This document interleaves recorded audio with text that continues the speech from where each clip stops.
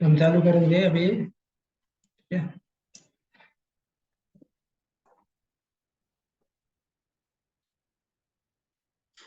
ओम नमो भगवते वासुदेवाय। ओम नमो भगवते ओम नमो वासुदेवाय। ओम नमो भगवते भगवते वासुदेवाय। वासुदेवाय। ओम अज्ञानतिमिरान्धस्य ज्ञानाञ्जनशलाकया चक्षुरुन्मिलितं येन तस्मै श्रीगुरुवे नमः। नमो विष्णुपदाय कृष्णप्रेष्ठाय भूतले श्रीमते भक्तिवेदांत स्वामी नामिने। नमस्ते सारस्वती देवे गौरवाणी प्रचारण विशेष पाश्चात्य देश तारिणे। तेज कर दो। आज के जो हमारे मंत्र नंबर 17 है, बहुत विशेष हमारे लिए है। तो सभी को हमारे भक्ति शास्त्री क्लास में सबको स्वागत है। तो आज देखेंगे बहुत महत्वपूर्ण विषय। आज का टॉपिक है दी आर्ट ऑफ डाइंग, मरने की कला है। 17 नंबर मंत्र का मरने की कला है। तो यहाँ पे प्रभुपाद डिस्क्राइब करते हैं, वर्णना करते हैं कि किस प्रकार जीवा सब prayer at the time of death, मृत्यु के समय में जीवा का प्रार्थना क्या होनी चाहिए। इस मंत्र के आधार पर प्रत्येक जीवा भगवान को प्रार्थना करनी चाहिए मंत्र के। तो इसमें बोलते कि पूर्ण चेतना में रूप में अपने पूर्व जो किए हुए कर्म का और हमारे अंतिम लक्ष्य तक पहुंचने का ये एकमात्र प्रार्थना है जीवा का। तो शरीर का दूसरे शरीर को स्थानांतर होना भौतिक संसार से आध्यात्मिक जगत को जाने के लिए ये एक मंत्र है, भगवान को प्रसन्न करने के लिए। और हमारे जो सिंसियर सर्विस हमारे सेवा है, अलग प्रकार का भगवान को प्रार्थना करने की, हमको अलग प्रकार तपस्या के माध्यम से, सेवा के माध्यम से भगवान को स्मरण करना है। और मुक्ति होने के लिए भौतिक जगत से मुक्ति होकर भगवान के पास में, हम भगवान के धाम में जाकर अपने मूल स्थिति पर, ऐसा कि हम एक गृहस्थ नहीं है, हम ब्रह्मचारी नहीं है, हम कोई छोटे बालक नहीं है, केवल जीवन मिश्र भक्त में और क्या करते फिर भगवान की भक्ति में रहते। तो मन को, हमारे मन है, मन को सांत्वना देना है, मन को बोलना है कि एपिमो mind which has strong will कृत, जो हमारे पूरे इच्छा है भौतिक जगत में, उसको क्या करना चाहिए, बोले कि हे मन, तुम्हें हेल्प करो, please help me remember the Lord, मृत्यु समय मुझे याद दिलाने के लिए याद करो। Remember what is a worthy of remembrance since death of approaching स्मरण।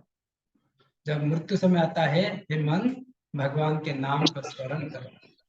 तो ये होता कि मरने का कला है। तो बहुत विशेष टॉपिक है, सब लोग ध्यान से सुनना, अपने अपने सब म्यूट करिए।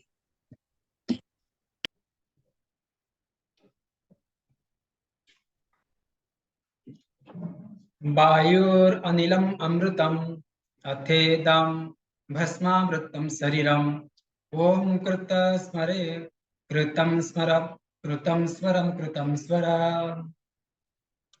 तो अनुवाद पढ़ेंगे, किसको बोलते हैं?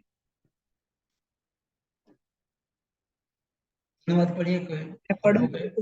जी। हम माता पढ़िए। पर इस क्षणभंगुर शरीर को भस्म हो जाने दें और प्राण वायु के पूर्ण कोश में विलय हो जाने दें। अब हे भगवान, मेरे समस्त यज्ञों का स्मरण करें, और चूंकि आप चरण भोक्ता हैं, अतः मैंने आपके लिए जो कुछ किया है उसे स्मरण करें। तात्पर्य, तात्पर्य भी पढ़ना।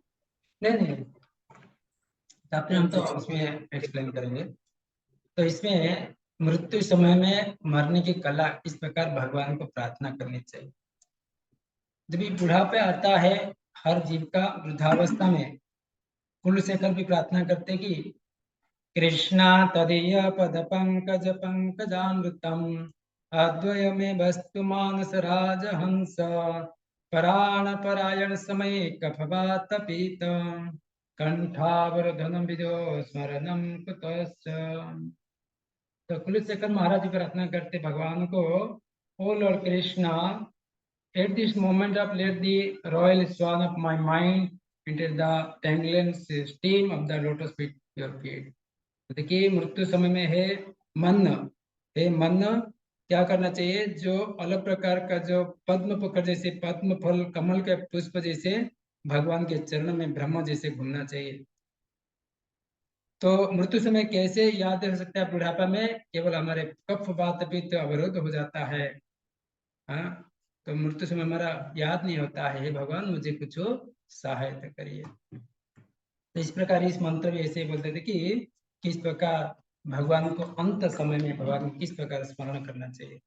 इस क्षण भंगुर शरीर को भस्म हो जाने दो और प्राण वायु को वायु के पूर्ण कोष में विलीन होने जाने दो। अब हे भगवान मेरे समस्त यज्ञों का स्मरण करे, और जो कि आप परम भोक्ता चरम भोक्ता है, अतः मैंने आपके लिए जो कुछ किया उसे स्मरण करे। मैं जो कुछ जीवन में अलग अलग जीवन में किया है सब स्मरण करे। हे भगवान मुझे कुछ कृपा का पात्र बनाए, तो प्राण निकलते समय मुझे कुछ कृपा करिए। तो यहाँ पे प्रभुपाद सुंदर भाव से तात्पर्य बहुत विस्तार रूप में मरने का कला जीवात्मा का किस प्रकार शरीर त्याग कर एक शरीर से दूसरे शरीर, उसके ऊपर बहुत सुंदर भाव से चर्चा किए प्रभुपाद ने। तो उसे अलग अलग भागों के हिसाब से हम देखेंगे। मंत्र और 17-18 में प्रामाणिक भक्त अपने संरक्षण हेतु भगवान से प्रार्थना कर रहा है। मंत्र 17 नंबर पे गुरुवार को देखे थे कि इस प्रकार भगवान को भिक्षा मांगते, अपनी कृपा का भिक्षा मांगते। और मंत्र 18 में हमारे मृत्यु समय भगवान किस प्रकार हमारे जो अच्छे कर्म किए उसके हम याद कर सके, भगवान का स्मरण करते। ये 18 नंबर है। भगवान का साकार स्वरूप का आश्रय लेने का उसका सदैव स्मरण हेतु प्रार्थना कर रहा है जीवा भक्त। शरीर भौतिक वस्तु से बना है, पर आत्मा सनातन व्यक्ति होने के कारण भक्ति से पुनः कृष्ण से आध्यात्मिक संबंध स्थापित कर सकता है। जो अपने शाश्वत संबंध भगवान के प्रति जीवात्मा के को स्थापित कर सकते केवल भगवान के भक्ति करने से। अनुवाद इस प्रकार है, आप माता जी ने पढ़ा कि और शारीरिक मृत्यु का लांघना है। ठीक है, तो विभाग 1 पहला भाग में आता है प्रभुपाद के तात्पर्य में भौतिक शरीर का त्याग करना है। तो समय किस प्रकार त्याग करना है, तो भौतिक शरीर रचना कैसे होता है हम देखेंगे। मूल चीजों को जाकर प्रभुपाद वर्णना करते कि भौतिक शरीर रचना कैसे होता है। हमारा हम आध्यात्मिक स्फुलिंग है, भगवान के अंश है, लेकिन हमको भौतिक शरीर प्राप्त कैसे होता है। तो यहाँ पे प्रभुपाद लिखते कि प्रकृति जीव को इंद्रिय तृप्ति के प्रवृत्ति के अनुसार देह देती है। बोलते कि ममेवांश जीव लोक जीवभूत सनातन मनः षष्ठानि इंद्रियाणि प्रकृति स्थान कर सके। भगवद गीता में कहते भगवान कृष्ण ने, जीव क्या करता है, भगवान के अंश होता है, परंतु अपने इंद्रिय तृप्ति के हिसाब से जो भोग करने के लिए क्षमता रखता है जीवात्मा, उसी प्रवृत्ति के अनुसार उसको अलग अलग शरीर प्रकृति के हिसाब से उसको प्रकृति खींच कर लेके आते हैं, उसी प्रकार शरीर प्राप्त मिलता है। देकर प्रभुपाद लिखते कि मल खाने के इच्छुक जो जीवात्मा रखता है उसको शुक्र का शरीर प्राप्त होता है, और मांस खाने का जो इच्छुक रहता है वो क्या बनता है, उपयुक्त दांत और पंजा युक्त बाघ का शरीर प्राप्त होता है। और मानव देह मनुष्य शरीर न मांस न मल खाने के बने हुए, दांत फल या साग को काट कर चबाने के लिए बने हुए दांत मनुष्य का। तो जो अपने कुकुर धाड़ चाहे बता, मनुष्य भी 4 दांत थोड़ा तीक्ष्ण रहता है। उसके प्रभुपाद यहाँ पे लिखते कि इस भौतिक जगत में भौतिक प्रकृति जीव को उनके इंद्रिय तृप्ति के प्रवृत्ति के अनुसार विभिन्न प्रकार के शरीर प्रदान करके अद्भुत कार्य कुशलता के प्रदर्शन करती है। जो जीव मल का स्वाद लेना चाहता है उसे ऐसी शरीर प्रदान किया जाता है। जो मल खाने के लिए सर्वथा उपयुक्त हो, ये शुक्र की शरीर है। उसी तरह दूसरे पशुओं का मांस खाना और रक्त पीना चाहता है, उसे उपयुक्त दांत और पंजों से युक्त बाघ का शरीर प्रदान किया जाता है। किंतु मनुष्य ने मांस खाने के निमित्त बना है, ना ही मल खा स्वाद लेना चाहता है, चाहे वो निपट आदि आदि अवस्था में क्यों न हो। मनुष्य को दांत इस तरह बताया गया कि फल तथा शाक को काटकर चबा सके। यद्यपि उसे दो उत्तेजक सिद्धांत प्रदान की गई है, जिससे आदमी अवस्था में मनुष्य यदि चाहे तो मांस खा सके, इसलिए कि खाने के लिए नहीं बना है। इस प्रकार बोलते कि हर प्रत्येक जीवात्मा को उसके प्रकृति के, उनके तृप्ति, इंद्र तृप्ति के इच्छा के अनुसार उसको इसी प्रकार शरीर प्राप्त होता है।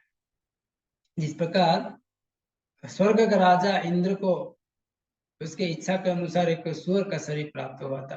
प्रभुपाद इसमें दिव्य एक पुस्तक, छोटे पुस्तक में लिखते हैं, उनको सूअर का शरीर प्राप्त हुआ था। जैसे इंद्रप्रद खाली हो गया, तब ब्रह्मा जी आए, उस सूअर के शरीर में रहते हुए इंद्र को बोले कि तुम्हारा इंद्रपद खाली है, अभी आ जाओ वापस, तुम्हारा श्राप मुक्त हो गए, तुम्हारा इंद्र तृप्ति समाप्त हो गई। तो इंद्र जो सूअर रूपी शरीर में रहकर बोले कि मैं इतने सारे मेरे छोटे छोटे बच्चे हैं, मैं छोड़ के कैसे आ सकता हूँ।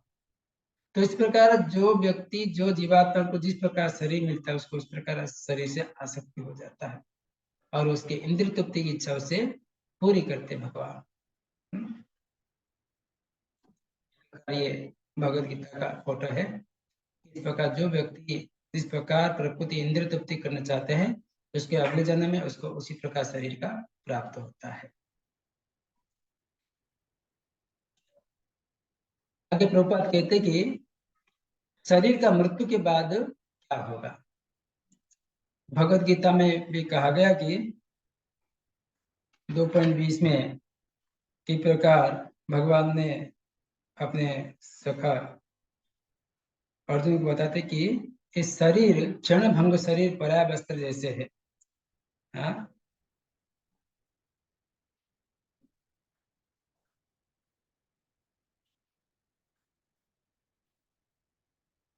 तो इसमें जीवात्मा को बताते कि वे न जायते मृत व कदाचिन नायम भूत्वा भावित वा न भूय अजो नित्यम शाश्वतयम पुराण न हन्यते हन्यमान शरीर।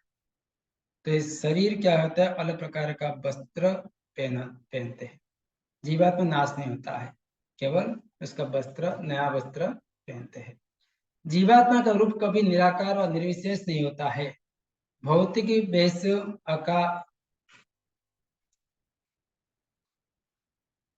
भौतिक भौतिक वेश आकारहीन होता है और वो अविनाशी व्यक्ति को रूप के अनुसार आकार ग्रहण करता है। तो जीवात्मा का कोई आकार नहीं रहता है, उसका भगवान के जैसे आकार है, किंतु भौतिक संसार में उसको अलग अलग शरीर प्राप्त होता है। कभी मक्खी का शरीर है, कभी मच्छर का शरीर है, कीट का शरीर है, कुत्ते का शरीर है, बिल्ली का शरीर है, बाघ का शरीर है, मनुष्य का शरीर है, हाथी का शरीर है, ब्रह्मा जी का शरीर है, इंद्र का शरीर है। ऐसे शरीर का अलग अलग शरीर उसको प्राप्त होता है, वो जीवात्मा को। ठीक है, आगे कहते कि भौतिक शरीर नष्ट होने पर भी जीव का अस्तित्व बना रहता है ना। जब जीवात्मा इस शरीर के अंदर रहता है, तब तक इस शरीर जीवित रहता है, अर्थात चल प्रचल हो पाता है, चलता है, फिरता है, खाना खाता है, बोलता है। जब जीवात्मा इस शरीर से निकल जाता है, वो शरीर नष्ट हो जाता है, किंतु आत्मा कभी नष्ट नहीं होता है। इस प्रकार उसके इंद्र तृप्ति से अलग अलग उसको शरीर प्राप्त होता है। शरीर जैसे आत्मा ने पुराना वस्त्र त्याग कर नया वस्त्र धारण करता है, इस प्रकार एक अलग अलग 84 लाख जीव में भ्रमण करता रहता है जीवात्मा, अपने इंद्र तत्व की इच्छा के अनुसार उसको शरीर प्राप्त होता है। जीवात्मा कैसे शरीर परिवर्तन करता है। जीव इंद्र तत्व के अनुसार शरीर बदलता है, विकास चक्र में देहांतर करता है। तो इसी प्रकार चक्र है, जीवन चक्र है।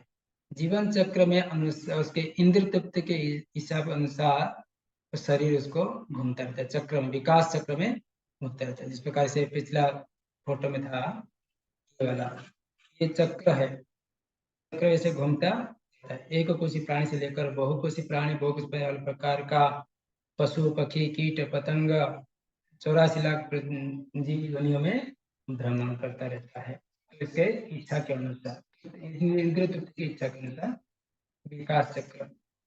इस प्रकार संसार जलमय होने के पर जलधारी जलचरी बनता है। पहले प्रोपाद यहाँ पे लिखते कि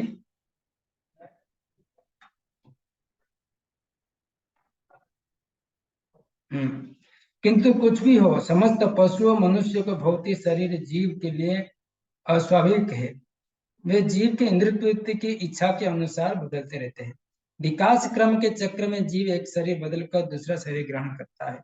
जब ये संसार जलमग्न था तो जीव भी जलीय रूप में जलचर योनि में प्राप्त धारण किया। फिर वह साग जीवन गया और वो परे उसके बाद पार करके कीट जीवाणु में आया, फिर कीट में पक्षी जीवन में, पक्षी से पशु जीवन में, पशु जीवन से मनुष्य जीवन में आया। यह मनुष्य रूप जब आध्यात्मिक ज्ञान की चेतना पूर्ण हो जाता है तो उसका सर्वाधिक विकास रूप में होता है। कैसे होता है सर्वाधिक विकास? बोलते कि चैतन्य चरितामृत आता है कि ब्रह्मांड भ्रमित कौन भाग्यवान जीव, गुरु कृष्ण प्रसाद पाए भक्ति लता बीज। बोलते कि ये ब्रह्मांड में भ्रमण करते करते 84 लाख योनियों में तो भगवान कृष्ण और गुरु की कृपा होती है, तब जाकर उसको ये जो आध्यात्मिक ज्ञान की विकास होता है, उसकी चेतना जागृत होता है। मनुष्यानाम सहस्रेण कश्चित मात्रेण सिद्धे। हजार हजार मनुष्य के कुछ व्यक्ति ऐसे रहते हैं भगवान के बारे में, अपने देहांतर के बारे में जानने के लिए जिज्ञासा करते हैं। मनुष्यानाम सहस्रेण कश्चित, और अनेक जन्म के बाद, हाँ, बहुनानाम जन्मनन्ते ज्ञानवान प्रपदते। अनेक अनेक जन्म के बाद इसको मनुष्य को रूप इस जीवात्मा को कुछ ज्ञान में आध्यात्मिक ज्ञान की चेतना पूर्ण हो जाता है, तो उसका सर्वाधिक विकास रूप हो जाता है, उसके चेतना का विकास होता है। इसी मंत्र में मनुष्य की इस आध्यात्मिक चेतना सर्वाधिक विकसित रूप में वर्णित है। मनुष्य को इस भौतिक शरीर त्याग करना चाहिए जो जल कर राख हो जाएगा। इस शरीर में आसक्ति नहीं, वो शरीर जलकर राख होने वाला है। और प्राण वायु को शाश्वत वायु तत्व में मिल जाने देना चाहिए। पर योगी के लोग रहते हैं प्राण वायु को अपने पूरा प्राण तत्व से वायु तत्व मिला देते हैं और शरीर को भी राख हो जाता है। जीव के सारे कार्यकलाप शरीर के भीतर विविध प्रकार वायु के परिभ्रमण में संपन्न होते हैं। इस प्रकार अलग प्रकार शरीर का परिवर्तन होता है। ठीक है,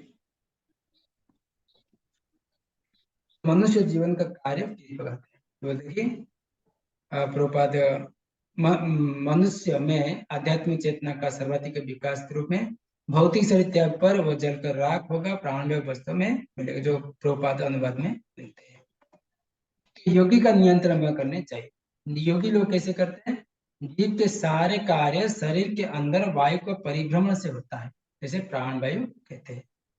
पंच प्राण वायु रहते हैं, अपान वायु, प्राण वायु, उदान वायु, इस प्रकार 5 प्रकार वायु रहता है और 6 चक्र जो घूमते रहते हैं।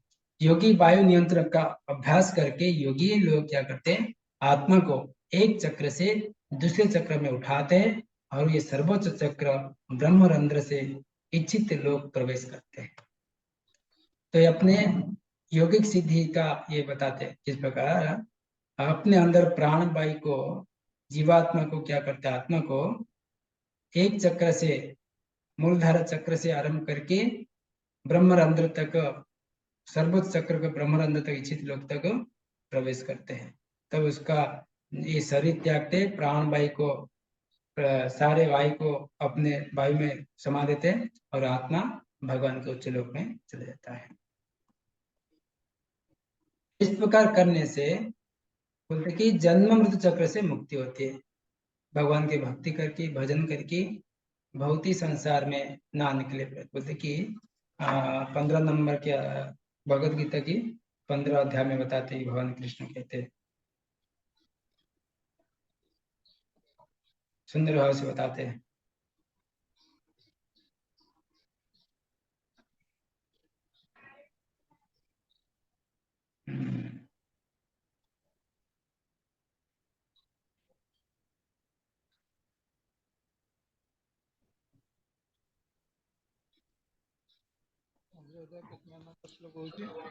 हरे कृष्ण। हाँ, 15 नंबर अध्याय में बताते कि किस प्रकार जीवात्मा अपने 5 नंबर श्लोक में बताते कि निर्माण मोहो जित संग दोष आध्यात्म नित्य विनिवृत्त कामा द्वंद्वेर विमुक्त सुख दुख संगेर गच्छन्त्य मोड़ा पदम। नेक्स्ट श्लोक बताते हैं। हाँ, उसके पहले श्लोक को बताते कि ततः न रूपम अस्य ततोपलभ्यते ना तो न चादि न च संप्रतिष्ठा अश्वत्थ एनम सुविरूढ़ मूलम असंग सहस्रण दृढ़ चित्वा।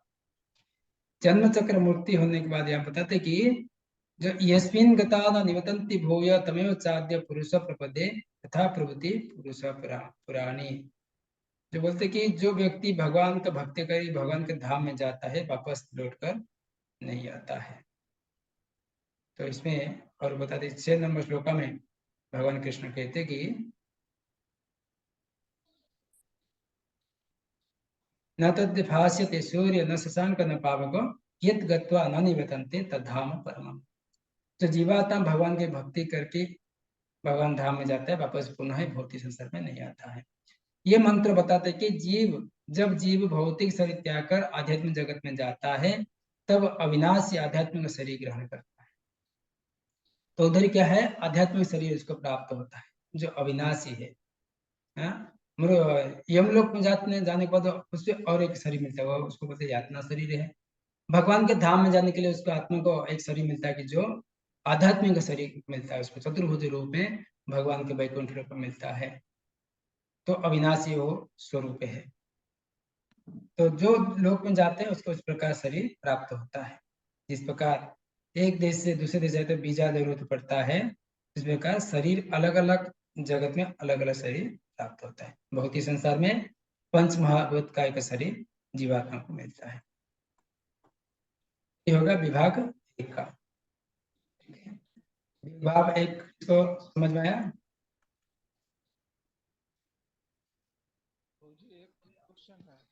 भौतिक शरीर किस प्रकार त्याग कर सकते?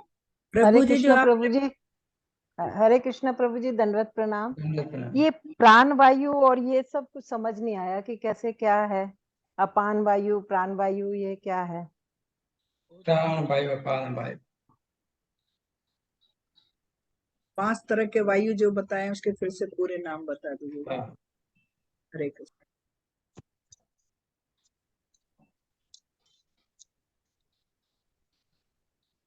तो इसमें बताते कि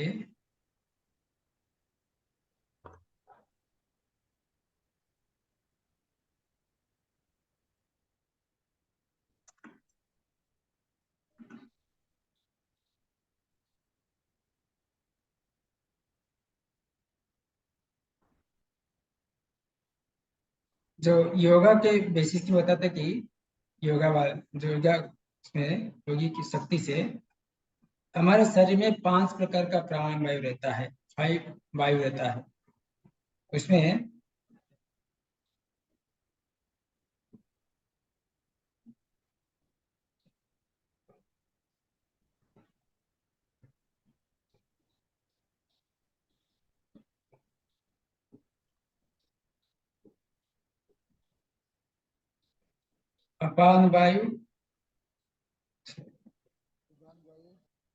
अपान वायु, जो नीचे की ओर जाता है, प्राण वायु जो ऊपर ऊर्ध्व रेत में जाता है।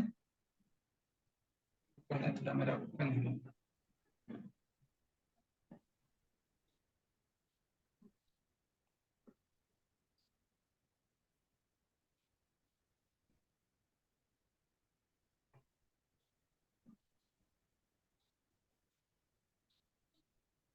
तीसरा क्या बोला? हरे कृष्णा प्रभु जी। प्राण वायु, वन सेकंड मतलब। तो एक देखो, प्राण वायु, अपान वायु, उदान वायु, समन वायु, व्यान वायु। तो प्राण वायु जो बोलता है कि एनर्जी जो शक्ति देता है, प्राण वायु हमारे अंदर शक्ति देता है, प्राण वायु। जो अपान वायु बोलते कि जो नीचे की तरफ जाता है उसको अपान वायु बोलते हैं। उदान वायु ऊपर की ओर गति करता है। उदान वायु ऊपर की तरफ गति करता है, और अपान वायु नीचे की ओर गति करता है, और प्राण प्राण रहता है वो अंदर शक्ति को, ऊर्जा शक्ति को बढ़ाता है। और समन वायु क्या करता है, जो शक्ति को मंथन करता है, अलग अलग शक्ति को। और व्यान वायु क्या करता है, और जो शक्ति को प्रवाहित करता है, अलग अलग जगह पे, हाथ में, पैर में, सर पे, सब जगह पे प्रवाहित करता है, वो व्यान वायु। इस प्रकार 5 प्राण वायु हमारे शरीर के अंदर प्रवाहित होता है। तो मुझे पांचवी कौन सी बताइए? ज्ञान वायु? व्यान व्यान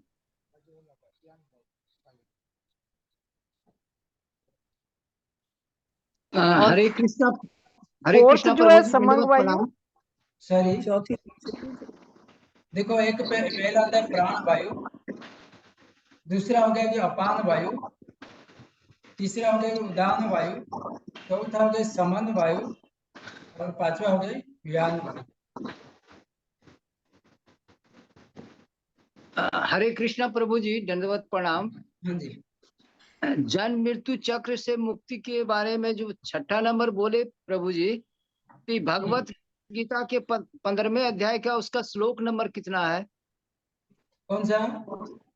ये अभी विभाग 1 में जन्म मृत्यु चक्र से मुक्ति, उसमें हाँ, भगवत गीता के 15वें अध्याय का श्लोक नंबर कौन है? 5 नंबर श्लोक। नहीं, वो जन्म चक्र से कैसे मुक्ति होना है ये हमें बताया हाँ। कि जो व्यक्ति भगवान का भजन कीर्तन करता है, एक बार आध्यात्मिक जगत जाता है, ये चक्र के अंदर आता नहीं वापस। वो 6ठा नंबर श्लोक में 15 में शिक्षक बताते कि न तते भाष्यते सूर्य न शशांक पावक यद्गत्वा न निवर्तन्ते तद्धाम परमम मम। एक बार भगवान धाम में जाने के बाद तो ये जन्म के चक्र में आना नहीं पड़ता है।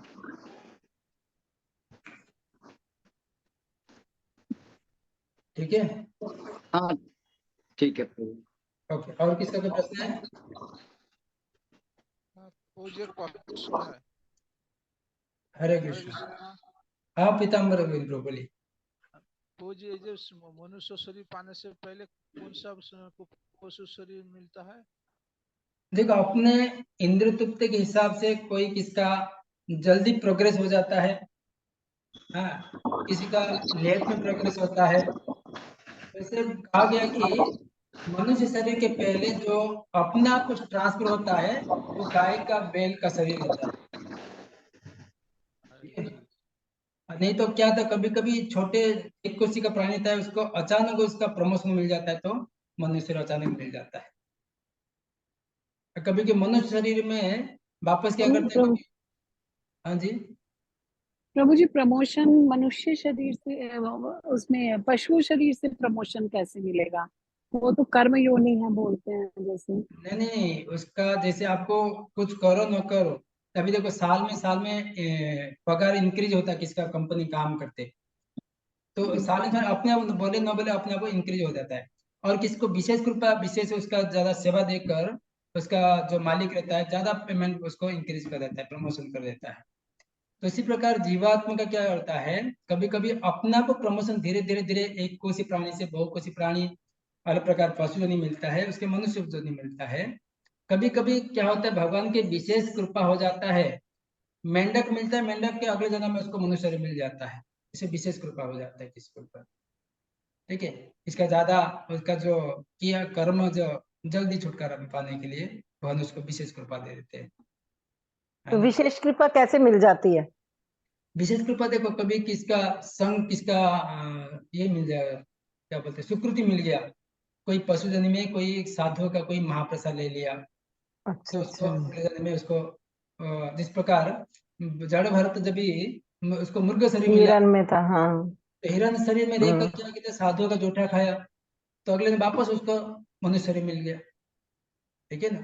उसी भगवान की कृपा के ऊपर निर्भर होता है। अभी सेकंड सेक्शन देखेंगे, अभी विभाग 2, आध्यात्मिक शरीर को स्वीकारना है। भौतिक शरीर को त्याग करने के बाद आध्यात्मिक शरीर किस प्रकार स्वीकार कर सकते हैं। जीव कैसे आध्यात्मिक शरीर को ग्रहण करता है, प्रश्न उठता है। उत्तर में आता है कि आध्यात्मिक दृष्टि का बंधन से जीव को प्रकृति उसकी इंद्रिय तृप्ति के अनुसार विभिन्न देह देती है। एक कीड़े से लेकर ब्रह्मा जी तक सभी जीवों के शरीर विभिन्न आकारों में जड़ पदार्थ से बने हुए। भौतिक संसार में क्या होता है, एक छोटे से कीड़ा से लेकर ब्रह्मा जी तक जितना शरीर है, अपने अपने कर्म के इंद्रिय तृप्ति की इच्छा के अनुसार उसको शरीर प्राप्त होता है। तो बुद्धिमान व्यक्ति क्या होता है, बुद्धिमान होता है पाप पुण्य से मिले इस शरीर की विविधता से में नहीं, आध्यात्मिक स्वरूप में एकात्म में देखता है। जो बुद्धिमान व्यक्ति, सबसे बुद्धिमान व्यक्ति कौन है, जो ये समझ सकता कि ये मुझे भौतिक शरीर क्यों प्राप्त हुआ है, भौतिक संसार में अलग प्रकार दुख क्यों होता है, क्लेश क्यों होता है। तो उसी प्रकार बुद्धिमान व्यक्ति इस प्रकार पाप क्या है, पुण्य क्या है, भगवान कौन है, शरीर क्या है, आत्मा कौन है, ये सब जो ज्ञान रखता है, भगवान के भजन कीर्तन करता है, और वो आध्यात्मिक स्वरूप को प्राप्त करने के लिए अपने मन को, तन को, अपने सारे इंद्रियों को वशीभूत होकर के भगवान की सेवा में लगा देता है। वही सबसे बुद्धिमान व्यक्ति है ना। वासुदेव को शरण जाना है। बहुनानम जन्मनन्ते ज्ञानवानम प्रपद्यते। 7 पॉइंट बताया कि यहाँ तक कि भौतिक जगत में प्रकृति जीव उसकी इंद्रिय तृप्ति के भौतिक इच्छा में पूर्ति के लिए शरीर बदलते लिए बाध्य करती है। ये इच्छा विभिन्न योनि में रूप में प्रकट होती है, एक कीड़े से लेकर सर्वाधिक देहधारी ब्रह्मा तथा देवताओं के शरीर के रूप में। इन सभी जीवों के शरीर विभिन्न आकार में जड़ पदार्थ बने होते हैं। शरीर कैसे बनाता है, जड़ शरीर से बना हुआ रहता है। भूमि रोपण वायु खम मन बुद्धि पंच महाभूत से बना हुआ रहता है। बुद्धिमान मनुष्य इस शरीर से विविधता को अपितु उनके आध्यात्मिक रूप को एकत्व में देखता है। केवल वो आत्मा की स्तर में रहता है, वही केवल बुद्धिमान व्यक्ति। वह आध्यात्मिक स्फुलिंग है जो भगवान का अंश है। एक ही, चाहे वो शुक्र के शरीर हो, देवता के शरीर में है, जीव अपने पाप तथा पुण्य के कर्म के अनुसार विभिन्न शरीर धारण करता है। तो मनुष्य शरीर सर्वाधिक विकसित है और पूर्ण चेतना युक्त है। सबसे मनुष्य जीवन बहुत विरल है। हाँ, ये मनुष्य जीवन मिला है सबसे विरल है, क्योंकि देवता भी चाहते कि हमको मनुष्य शरीर मिले, हम भगवान के भजन कीर्तन करें, परंतु मनुष्य शरीर जैसे मिलता है जीवात्मा को अपने भौतिक आसक्ति से, भौतिक ममता, स्नेह ममता से ये भौतिक संसार बंधन में बंध जाता है। इसलिए बोलते कि बहुनाम जन्मनन्ते ज्ञानवान प्रपत्ते वासुदेव भगवती सब आत्मा सुदुर्लभ। जैसे आत्मा सुदुर्लभ होते हैं, उनके जन्म के ज्ञान के अनुसरण के बाद यानी वासुदेव की शरण में लेता है, प्रार्थना करता है। करना के प्रकार इस मंत्र में जीव भौतिक शरीर को त्याग कर आध्यात्म लोक जाने का भगवान का प्रार्थना कर रहा है। भगवान को प्रार्थना करता है जीवात्मा कि मुझे शरीर और चाहिए नहीं, मुझे आपकी शरण में ले लीजिए, है ना। भजो रे मना श्री नंद नंदन अभय चरण अरविंद। भगवान को प्रार्थना करते हैं। शरीर भस्म होने के पूर्व को उसके सेवा में स्मरण करें। बताते कि शरीर भस्म होने के पूर्व, मृत्यु आने से पहले हम भक्ति करने से स्मरण करना चाहिए। इसके लिए प्रहलाद महाराज बताते कि कौमार आचरित प्रज्ञा, बुढ़ापे हो जाएगा, बात पीत इतना हो जाएगा, भगवान को स्मरण नहीं कर पाएंगे। तो भगवद गीता में 8वां अध्याय में 6 नंबर श्लोक में बता कि यम बाप ईश्वरम भाव मुक्त कलेवरम। अपने शरीर त्यागने समय जो स्वर्ण दशा में अगला अस्तित्व में लेता है, उसके उसी प्रकार शरीर को प्राप्त होता है।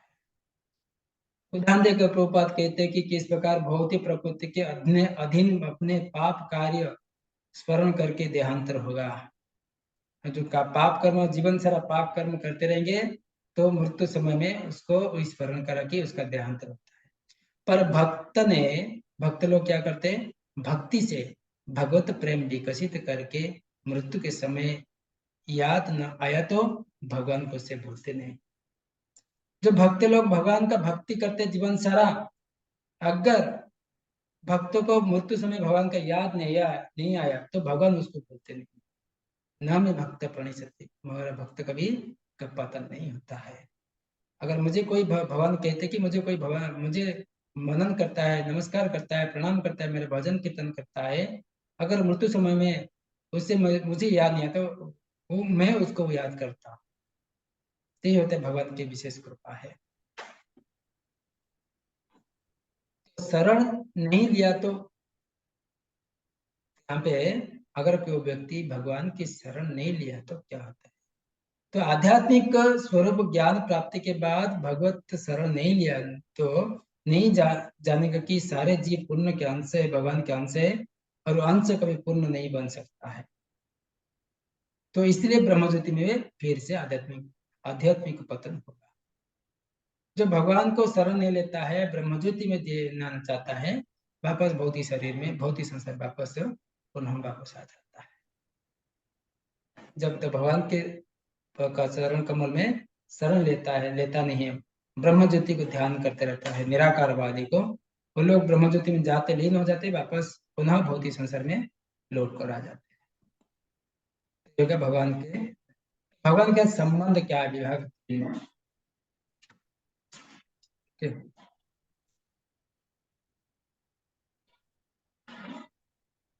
भक्तों के लिए भगवद गीता में 9.30 और 34 में बताया गया कि भगवान भक्तों के साथ घनिष्ठ संबंध बनाते हैं। यदि भक्त घृणित कार्य भी करते तो भी उसे साधु मानना चाहिए, क्योंकि वो अपने संकल्प में दृढ़ है, तो तुरंत सदाचारी बनकर चिर शांति पाएगा। तो यहाँ पे प्रभुपाद लिखते कि मैं अपने भक्तों के साथ अपने घनिष्ठ संबंध को स्पष्ट बंधन किया है। यदि कोई आध्यात्मिक घृणित कर्म कर भी, किंतु यदि वो भक्तिमय सेवा में प्रवृत्त रहे तो भी उसे साधु सदृश माना जाना चाहिए, क्योंकि वो अपने संकल्प में ठीक तरह दृढ़ बना हुआ है। वो तुरंत सदाचारी बन जाता है, चिर शांति प्राप्त करता है। कुंती पुत्र, निर्भीक होकर भी घोषित कर दो कि मेरा भक्त कभी विनाश नहीं होता है, न मैं भक्त मेरा भक्त कभी नाश नहीं होता है। अगर कारण वजह उसके कोई पतन हो जाता है, उसका कोई भक्ति से बाधा आ जाती है, भक्ति कुछ समय तक छूट जाता है, तो भगवान उसे छोड़ते नहीं है, भगवान वापस उसको पकड़ लेते हैं। जो मैं शरण में आता है, चाहे वे निम्न जन्मा हो, स्त्री वैश्य तथा शूद्र, ते पे जानती परम गति। क्यों न परम गति को प्राप्त कर सकते, फिर पुण्यात्मा ब्राह्मण भक्त राजर्षि विषय में क्या कहना है। इसलिए 31 नंबर बताते कि इसलिए अर्जुन निर्भीक होकर घोषणा कर दो, मेरे भक्तों का विनाश नहीं होता है। 32 नंबर बताते कि कृष्ण शरणागत निम्न जन्मा भी वैश्य के सुदृढ़ परिणाम परम गति को पाते हैं। पुण्यात्मा ब्राह्मण भक्त राजर्षि का क्या कहना है। इसलिए इस संसार में सदैव मेरे चिंतन करो, मन मना मत भक्त मादे जी नमस्कारो, हाँ मैं भक्त बनो, नमस्कार करो, पूजा करो, इस तरह मुझे मन संपूर्ण निर्मल से निश्चित रूप में मेरे पास में आओगे। तो भगवद गीता में ये सुंदर भाव से 9वें अध्याय में भगवान कृष्ण परम गुह्य ज्ञान सारे मनुष्यों को, भक्तों को देते हैं। तो भक्ति में विनोद ठाकुर भी लिखते कि मनुष्य को, कृष्ण को, भक्त को संतों के सही मार्ग को स्थित समझना चाहिए। भले ऐसा सदाचार अर्थात दुश्चरित बालक क्यों न प्रतीत होता है, मनुष्य को चाहिए कि दुश्चरित की अर्थ ठीक से समझो। बद्ध जीवों को 2 प्रकार का कार्य होता है, मानव के 2 कार्य होता है। शरीर पालन के लिए सामाजिक पद, मानसिक विकास, स्वच्छता, तपस्या, भोजन, जीवन संघर्ष के लिए, और एक कार्य होता है कि आत्म साक्षात्कार के लिए होता है, भक्त होने के कर्तव्य संपन्न करता है। एक तो शरीर पालन के लिए, दूसरे आत्म साक्षात्कार के लिए, 2 प्रकार के मनुष्य के कार्य होता है।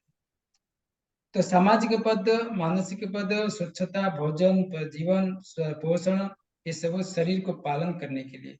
मनुष्य को कार्यकला के उस भाग जो आत्म साक्षात्कार को लिए किया जाता है, वो उसके भक्त में होने के कर्तव्य में अंतर्गत संपन्न होता है। और इसके लिए मनुष्य को तत्संबंधी कार्य में भी करने होती है।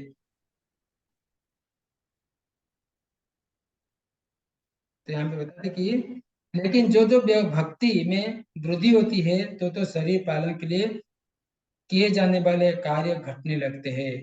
जिसका भक्ति आगे बढ़ती रहती है, वृद्धि होती रहती है, उसका शारीरिक स्तर जो रहता है, खाना पीना सोना सब कम होते जाता है ना। जिस प्रकार प्रभुपाद ने वृद्धावस्था समय भी इतने भक्ति में संलग्न हुए थे कि उनको हार्डली 1 घंटा की 2 घंटे मिलते रहते सोने के लिए।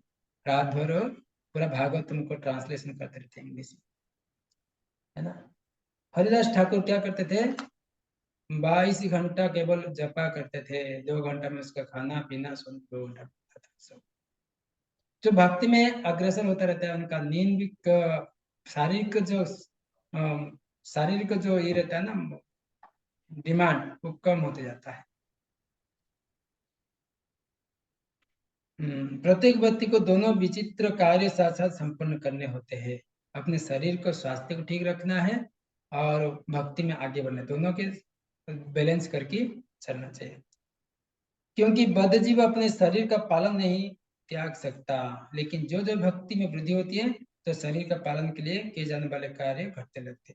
जब तक भक्ति का अनुपात सही बिंदु तक नहीं पहुंच जाता है तब तक यदा कदा सांसारिकता का प्रदर्शन की हो जाता है। लेकिन इस बात को ध्यान में रखना चाहिए कि किसी सांसारिकता का अधिक काल तक नहीं चल पाती, क्योंकि भगवत कृपा से ऐसी अपूर्णता का शीघ्र समाप्त हो जाती है। बहुत ही संसार में इस प्रकार होता है। अतः भक्ति में से हमें मार्ग में एकमात्र सही मार्ग है। यदि मनुष्य सही मार्ग पर है तो यदा कदा सांसारिक तो जाने पर भी आत्म साक्षात्कार प्रगति में रुकावट नहीं आती है। अगर कोई भक्ति में, तो इसके लिए बताया कि भक्ति मार्ग ही एकमात्र सही मार्ग है और इस मार्ग पर कभी कभी सांसारिक आए तो भी आत्म साक्षात्कार का प्रगति नहीं रोक सकती। जो भगवान के भक्ति भजन में तल्लीन हो जाते हैं, बहुत ही संसार में रहते हुए भी उनको आसक्ति में रोक डाल नहीं सकता है। केवल भगवान के आत्म साक्षात्कार को कभी रोक नहीं सकता है, शारीरिक क्षमता। तो यहाँ पे तीसरा पॉइंट आ गया इसमें, भक्ति कैसे करे भगवान की। तो लोग संबंध जोड़ने के लिए बोलते कि अभी भक्ति कैसे करे। तो हम समझ में आए सबको? हरे कृष्ण यहाँ तक। हरे कृष्ण प्रभु जी, धन्यवाद। ये तत्व संबंधी कार्य क्या है? तत्व संबंधी कार्य किधर आया?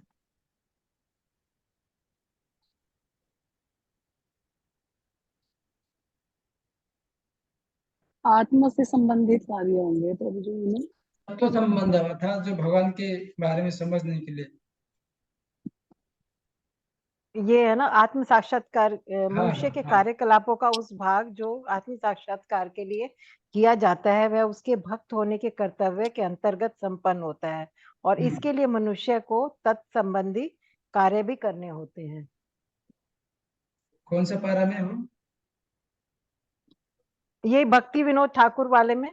हाँ, भक्ति विनोद ठाकुर में ना। हाँ,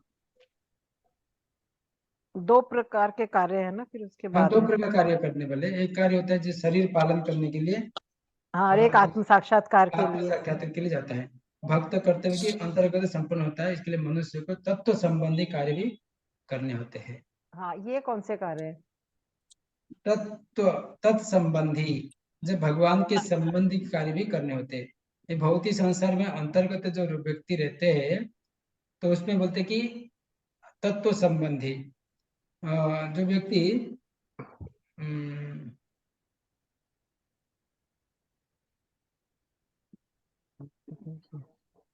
अलग प्रकार तत्व क्या है, भगवान का जो अलग प्रकार तत्व व्याधि रहते हैं तत्व संबंधी।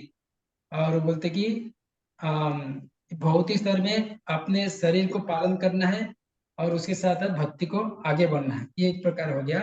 और बोलते कि जो आत्म साक्षात्कार के लिए किया जाता है उसके भक्त होने के कार्य तत्व संबंधी, तत्व जिज्ञासा करता है ना। तत्व जिज्ञासा अर्थात भगवान के बारे में जिज्ञासा करता है, ज्यादा भगवान के शास्त्र का अध्ययन करता है। बोलते कि इस व्यक्ति जो बोलते कि अर्थ अर्थात जिज्ञासु ज्ञानी, तत्व ज्ञान के ऊपर ज्यादा चर्चा करता रहता है, तत्व संबंधी स्थापना करता रहता है। ठीक है, ओके, थैंक यू प्रभु जी। अभी भक्ति कैसे करे, भक्ति कैसे करे, प्रभुपाद लिखते कि यहाँ पे नवदा भक्ति के बारे में। इस मंत्र में प्रस्तावित सारी सुविधाएं परम सत्य को साकार स्वरूप में नियंत्र सानिध्य द्वारा अपने आसानी से प्राप्त की जाती है। भगवान की भक्ति में से हमें अनिवार्य भक्त द्वारा संपन्न 9 दिव्य क्रिया के युक्त होती है। भगवान की भक्ति कैसे करेंगे? नवदा भक्ति के माध्यम से 9 विधि, 9 प्रकार का सीढ़ी है, 9 प्रकार का प्रक्रिया है भक्ति करने के लिए। श्रवण है, कीर्तन है, स्मरण है, पाद सेवन, अर्चना, वंदना, दास्य, आत्मंतक्य, आत्मनिवेदन। इस प्रकार नवदा भक्ति के माध्यम से हम कोई भी हमको ग्रहण करके उससे आगे बढ़ा सकते हैं। श्रवण करते करते परीक्षित महाराज भगवान के धाम को प्राप्त हो गया। कीर्तन करते करते सुखदेव गोस्वामी भगवान के बारे में बताते बताते कीर्ति गान करते करते भगवान धाम प्राप्त हो। प्रहलाद महाराज केवल स्मरण करते हुए, भगवत कथा को स्मरण करते हुए, पाद सेवन, लक्ष्मी जी क्या करते हैं, पाद सेवन में भगवान के भक्ति करते हैं। पृथु महाराज भगवान के अर्चना विधि में तल्लीन रहते हैं। अक्रूर भगवान को वंदन करते हैं, प्रणाम करते हैं, कलल मंत्र उच्चारण करते हैं, उनके सामने स्तुति करते हैं। हनुमान क्या करते हैं, दास सेवा में हमेशा तत्पर रहते हैं।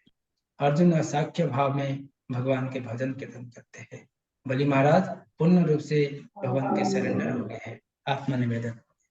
तो इस प्रकार नवदा भक्ति के माध्यम से भगवान की भक्ति की जा सकती है। बहुत सरल उपाय हैं। तो इसमें भक्ति के ये 9 सिद्धांत, चाहे एक एक करके लिए जाए तो अभी इकट्ठे लिए जाए, भक्तों के ईश्वर के नित्य संपर्क में बने रहने के सहायक बनते हैं। इसी प्रकार जीवन के अंत में भक्त भगवान के स्मरण आसानी से कर सकता है। तो मनने का कला में यहाँ पे प्रभुपाद लिखते कि इस प्रकार कोई भी सेवा में लग जाएंगे तो मृत्यु समय हमारा इस सब से हमारा हेल्प करते हैं।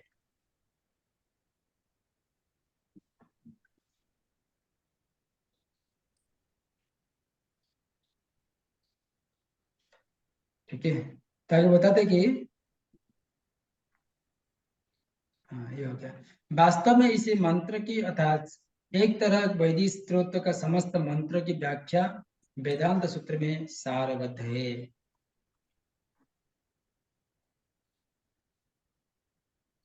लिखते कि इन्हें इकट्ठा कर या एक करे तो अंत में श्रवण में काम आएगा।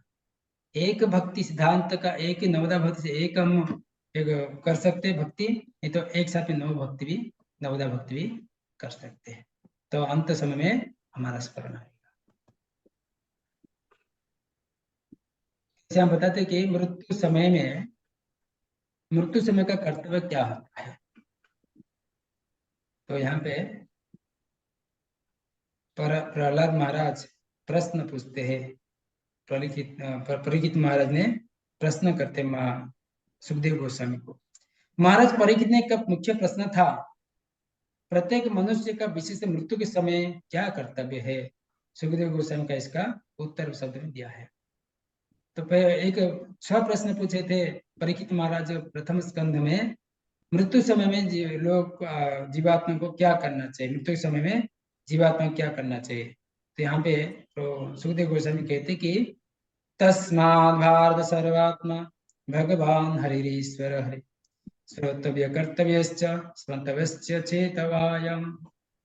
अर्थात जो समस्त चिंताओं से मुक्त होने का इच्छुक है, ऐसे प्रत्येक व्यक्ति को चाहे कि वो पूर्ण पुरुषोत्तम भगवान के विषय में सुने, उनका गुणगान करे, उनका स्मरण करे, क्योंकि भगवान सभी वस्तु का परम निर्देशक है। समस्त कष्ट को हरने वाला समस्त जीवों को परमात्मा है भगवान कृष्ण। ठीक है, तो ये होता है कि भगवान का मृत्यु समय में भगवान का चिंतन करना है। यहाँ पे पद लिखते कि माया कथित मानव समाज की समस्या क्या है। ये तो भागवत में बना आगे कि भक्त को क्या करना चाहिए मृत्यु समय में, मरने का कला किस प्रकार बताया गया है। लेकिन माया कथित मानव समाज भौतिक संसार में कलयुग में लोग क्या कर रहे हैं, रात सोने और संभव में दिन में धन कमाने, परिवार को पालने की वस्तु में जुटने में दबा रहे हैं। बोलते कि भगवान के अस्तित्व को निराकार उनके स्मरण के लिए समय नहीं है। भगवान के भजन करने के लिए बोलेंगे तो बोले हमारे पास समय नहीं है, केवल अपने धन के पीछे भागते हैं, धन एकत्रित करने के लिए भागते हैं, अपने परिवार की आसक्ति में फंसते हैं, तो इसको बोलते कि उन्हें मृत्यु समय भगवान के स्मरण नहीं होगा। प्रभुपाद कहते हैं तथाकथित मानव समाज सामान्यतः रात्रि में सोने में तथा संभव करने में तथा दिन में यथासंभव अधिक धन कमाने, परिवार के पालने तो वस्तु खरीदने के लिए लगा रहता है। लोग को पास पुण्य पुरुष भगवान के विषय में बात करने के उनके विषय में जिज्ञासा करने के लिए बहुत कम समय रहता है। लेकिन मोबाइल में अपने अपने प्रजल्पा करने के लिए बहुत समय रहता है। भगवान का भजन कीर्तन करने के लिए उनके पास समय नहीं रहता है। उन्हें ईश्वर के अस्तित्व को कई प्रकार का नकार रखा है, जिसमें मुख्य है उन्हें निर्विशेष घोषित करना तथा उन्हें इंद्रिय बोध रहित बनाना है। किंतु वैदिक साहित्य में चाहे वो उपनिषद, वेदांत सूत्र, भगवत गीता, श्रीमद् भागवत हो, यह घोषित किया गया कि भगवान सचेतन है, अन्य सभी जीव से श्रेष्ठ है। समाधान क्या है, क्या करना चाहिए? भगवान साकार है, उनकी लीला उनसे अभिन्न है, उनको जानना होगा। आगे कहते कि प्रभुपाद इसमें छुटकारा पाने के लिए इस प्रकार आसक्ति से, इस प्रकार सांसारिक स्तर से आसक्ति से छुटकारा पाने के लिए भगवान को साकार रूप को स्वीकार करना, उनका कथा लीला को स्मरण करना है और संसारी राजनेता एवं तथाकथित बड़े लोग से बात ना सुने, जीवन व्यर्थ न करके भक्ति करना है, क्योंकि यज्ञ यानी इंद्रिय को स्वार्थ से रोकना है, अपने इंद्रिय को उसके अलग प्रकार का भौतिक आसक्ति से रोकना है। मनुष्य को जीवन काल में मृत्यु के समय जिसके फल का सदुपयोग होगा ऐसे अभ्यास भक्ति करनी चाहिए। तो मनुष्य जीवन मिला है केवल भजन कीर्तन करने के लिए। बाकी 84 लाख योनि में हम सब कुछ कर चुके हैं, खाना पीना सोना अलग प्रकार भौतिक उपभोग करना है, सारे सब मिल चुका है, किंतु मनुष्य जीवन मिला है केवल भगवान का श्रवण कीर्तन करने के लिए, भजन करने के लिए। तो ये बोलते कि मनुष्य को जीवन काल में मृत्यु के समय जिसकी फल का सदुपयोग होगा, क्या सदुपयोग, हमारा फल क्या है, हम जीवन सारा क्या करेंगे, हमारा फल तो मिठास होगा, वो ये भक्ति मार्ग, भक्ति मार्ग को अभ्यास करना चाहिए।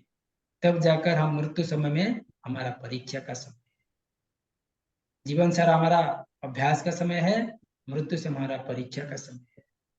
सबके परीक्षा आती है जीवन में भी, तो इसके लिए हम जीवन सारा अभ्यास करते रहेंगे भगवान के भक्ति भजन कीर्तन से, तब जाकर अंत समय हम परीक्षा में पास हो पाएंगे। निर्विशेषवादी के साथ भगवान के संबंध क्या होता है, भक्ति सुविधा नहीं मिलते क्योंकि केवल ब्रह्मज्योति में आसक्त है लोग, निर्विशेषवादी लोग ब्रह्मज्योति के भेद कर भगवान के व्यक्तित्व को विश्वास नहीं करते लोग, शब्द की चतुराई मानसिक तर्क वितर्क करते, अलग प्रकार के तर्क वितर्क करते हैं। भगवान ऐसे नहीं है, भगवान के स्वरूप नहीं हो सकता है, हमारा शास्त्र झूठा है, हम जब ब्रह्मज्योति लाइट को हम भक्ति कर, हम पूजा करते हैं, उसे लाइट में हम समा जाएंगे, तो उनका ये चतुराई एवं मानसिक तर्क वितर्क करते रहते हैं। भगवद गीता में 12 में इसका श्रम है वही केवलम, उनका श्रम व्यर्थ रहता है। यहाँ पे प्रभुपाद लिखते हैं कि यदि कोई भक्ति अभ्यस्त नहीं हो जाता है तो मृत्यु के समय स्मरण कर पाएगा नहीं कर पाएगा। जब शरीर छिन्न भिन्न हुआ रहता है, वो इस तरह परम शक्तिशाली भगवान के अपने यज्ञ में स्मरण करने के लिए प्रार्थना कर सकेगा। यज्ञ का अर्थ है इंद्रियों को उनके स्वार्थ से रोकना है। मनुष्य को अपने जीव काल के दौरान इंद्रियों के भगवान की सेवा में लगाकर इस कला को सीखना होता है। मनुष्य का मृत्यु के समय ऐसा अभ्यास के फल के सदुपयोग कर सकता है। ठीक है, ये होता कि मरने की कला है, आर्ट ऑफ डाई। ठीक है, इसमें कोई किसका प्रश्न है, कोई संशय पूछ सकते हैं? वो जी एक बात है, हरे कृष्णा। हाँ जी बोलिए। जी 84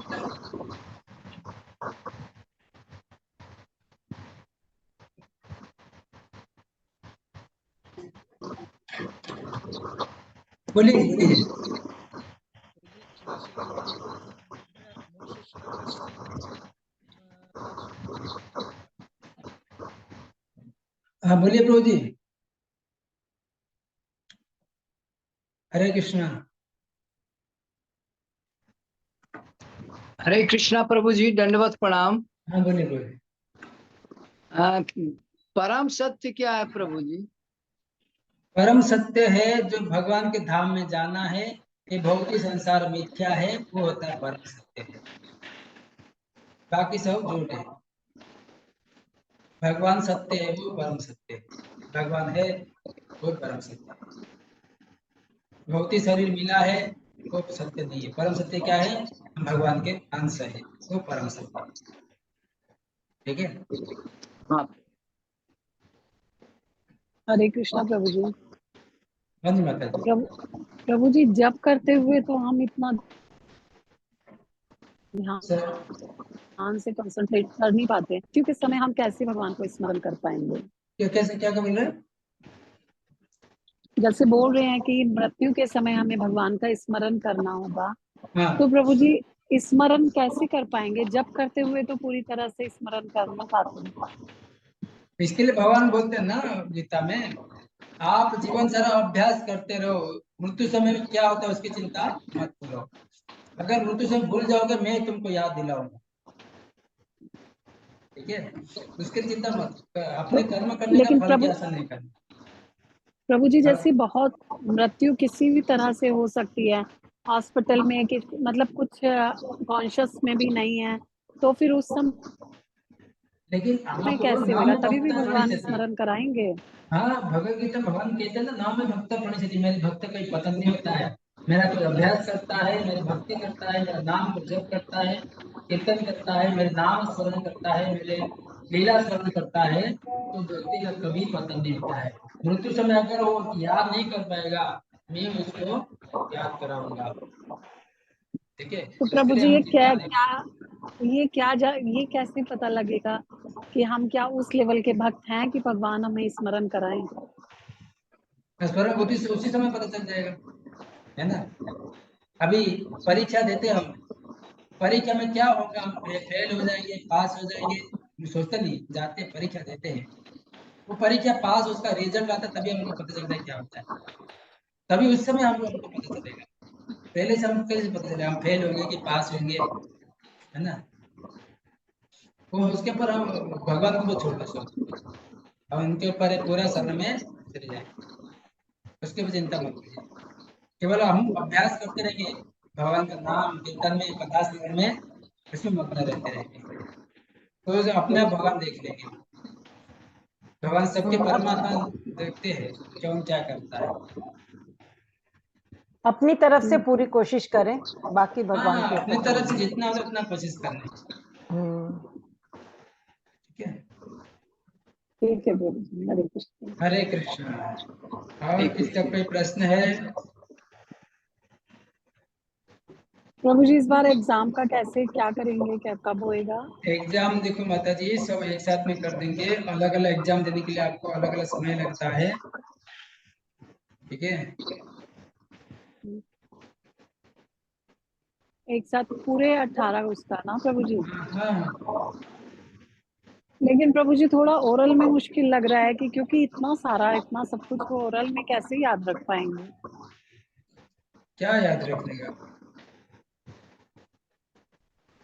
जो क्वेश्चन बैंक दिया है उसी जो में से ही देंगे ना क्वेश्चन। थोड़ा थोड़ा याद कर रखने का, उसमें से कितना ये प्रश्न आएगा, क्योंकि क्वेश्चन बैंक दिया हुआ है ना। हाँ जी, लॉन्ग आंसर, उसको तो लॉन्ग क्वेश्चन कितने होंगे प्रभु जी? नहीं तो एक काम करेंगे, हाँ, एक ओपन बुक एक ही एग्जाम कर लेंगे। ठीक है। हाँ, और क्लोज बुक का 2 कर लेते हैं। ठीक है। अलग अलग कर लेंगे ना प्रभु जी? 9 श्लोक मंत्र का एक क्लोज बुक का कर लेंगे। ठीक है। और प्रभु जी, ठीक है। ओरल ओरल में एग्जाम प्रभु होगा। जी easy easy oral easy exam question पूछिएगा प्रभु जी। उसमें से आएगा। ओरल में सिर्फ श्लोक सुन लीजिए प्रभु जी, श्लोक और अनुवाद जो 2 लेकिन प्रभु है। जी, माता जी, इसमें थोड़ा श्लोक खाली थोड़ा 2 इजी, श्लोक है, थोड़ा ज्यादा श्लोक है नहीं। हाँ, 2 ही श्लोक का है, वो ही याद कर लेंगे बस, वो तो याद हो गए हैं। तो 2 श्लोका ओरल में हो जाएंगे, उसी का अनुवाद या उसके बाकी पूरे श्लोकों के क्वेश्चन आंसर ओरल में तो मुश्किल हो जाएंगे। नहीं नहीं, मैं जो क्वेश्चन बैंक दिया हुआ है उसमें शॉर्ट आंसर, 1-2 क्वेश्चन का आंसर, ज्यादा नहीं। पर हमें मतलब क्या प्रभु जी पता वो 1-2 कौन से, हमें पढ़ने तो सारे ही इजी वाले, थोड़ा इजी, प्रभु जी थोड़ा इजी क्वेश्चन पूछ लेना ना इसमें। नहीं नहीं, ऐसा कुछ नहीं, जो इजी रहता है, एक ही लाइन का जो उत्तर रहता है। हाँ, 1 लाइन के जो होंगे, ठीक है। हाँ, ठीक है। चलो हरे इस कृष्णा। बार ठीक है प्रभु। हरे प्रभु जी ओके, हरे एग्जाम की कृष्णा। टेंशन ज्यादा हरे है। कृष्णा प्रभु जी। टेंशन हरे नहीं कृष्ण। करना, हमें टेंशन नहीं करना। ये कोर्स इसीलिए ही कर रहे हैं हम कि टेंशन नहीं करना, हम अपनी तरफ से करेंगे। अच्छा, वो कोई पास फेल का तो कोई है, जैसे हरे प्रभु जी ने कृष्ण पहले ही प्रभु जी, बताया है दंडवत कि प्रणाम। पास फेल का तो कुछ है हरे ही नहीं। कृष्णा, हरे कृष्णा। हरे कृष्णा प्रभु जी, दंडवत प्रणाम। हरे कृष्ण हरे प्रभु कृष्ण जी। प्रभु जी, दंडवत प्रणाम। हरे कृष्णा, हरे कृष्णा। प्रभु जी थैंक यू साइड प्रभु भेज जी, हरे दीजिएगा, कृष्ण, हरे यूट्यूब का साइड कृष्णा। भेज दीजिएगा, यूट्यूब हाँ साइड। प्रभु जी, हरे कृष्ण, हरे कृष्ण। कृष्ण और प्रभु जी। मंत्र दिए तो प्रभु यूट्यूब जी, साइड भेज धन्यवाद दीजिएगा। प्रणाम। बहुत बहुत धन्यवाद है, आप क्लास में हरे इतने कृष्ण। रखे 1 घंटे तक, सबको धन्यवाद। प्रभु जी आपका धन्यवाद, आप हम जैसों को आपका झेल रहे धन्यवाद हैं। प्रभु जी। नहीं नहीं नहीं, मैं भी पढ़ाई करता हूँ आपके साथ। आज का क्लास बहुत अच्छा था प्रभु जी, बेहद अच्छा, वेद अच्छा था, बरोबर। बहुत अच्छा आज का। हरे कृष्ण। ये तो सबके जीवन में हमको लागू प्रार्थना करना है भगवान को, ये मंत्र है ना। मरने की कला है, आर्ट ऑफ डाइंग, तो बहुत वो ज्यादा विशेष भक्ति सबके लिए है। महत्वपूर्ण है। ठीक है, हरे कृष्ण। हरे हरे कृष्ण, कृष्ण। दंडवत प्रणाम। हरे कृष्ण प्रभु धन्यवाद, जी। धन्यवाद। हरे कृष्ण। दंडवत प्रणाम।